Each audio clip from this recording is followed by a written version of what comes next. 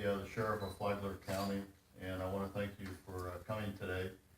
I'll tell you about this pervert that we arrested on Friday. Our investigation on him started on January 31st when we had a young child that was accosted as she was walking down State Road 100 at McCormick, actually on McCormick Drive near State Road 100. And he made some lewd comments to her. And as he passed this young child, he then slapped the victim on the buttocks. And so we beefed up our patrols in the community.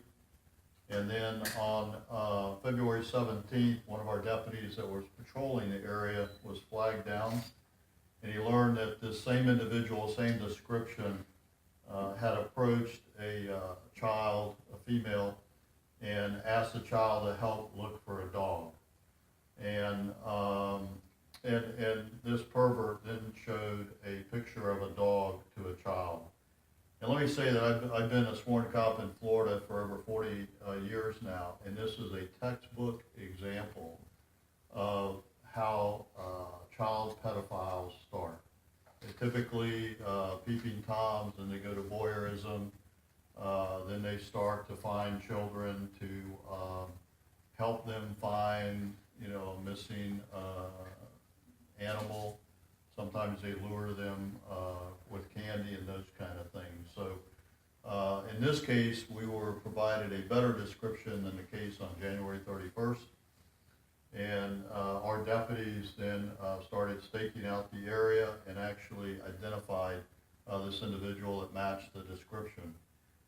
When they stopped this individual, he was observed wearing what would be typically known as children's undergarments. We did a photo lineup with the child, who then identified the individual. And the child actually reacted like you would see most child abuse type victims react when they see their offender. And so because of the identification, he was then arrested for felony child abuse for slapping the young girl on the buttocks.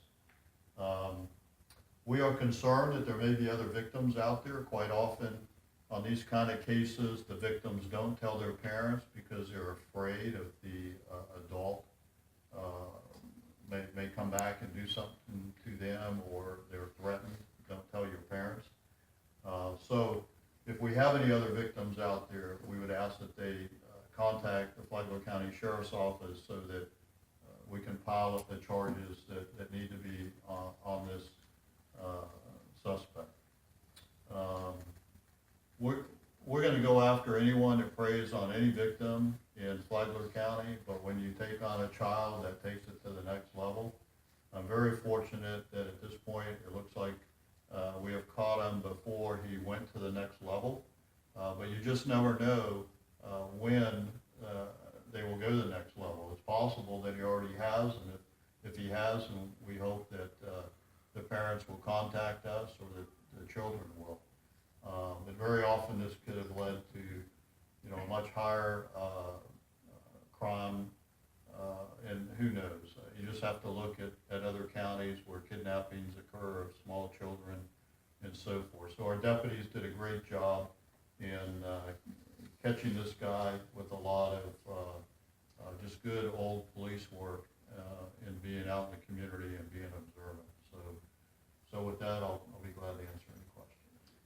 Sheriff, did this suspect have any explanation for why he had all this children's underwear, or what his intentions were in approaching these kids?